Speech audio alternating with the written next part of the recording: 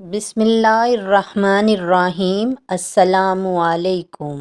امید کرتی ہوں آپ سب خیر خیریت سے ہوں گے۔ رز فجر کے بعد سورۃ فتح 3 مرتبہ پڑھنی ہے۔ اس کے بعد نماز ظہر اور نماز ظہر کے بعد 4 نفل حاجات کے پڑھنے ہیں۔ اس کے بعد نماز عصر کو یہ درود شریف 55 مرتبہ پڑھیں۔ اللہم صلی علی سیدنا محمد النبی الامی وعلی آلہ واصحابہ وبارک وسلم۔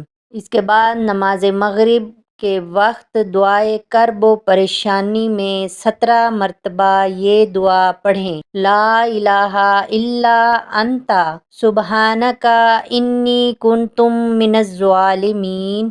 اور نماز عشاء کے بعد سورۃ آل عمران کی یہ آیات 40 مرتبہ پڑھیں۔ بسم اللہ الرحمن الرحیم۔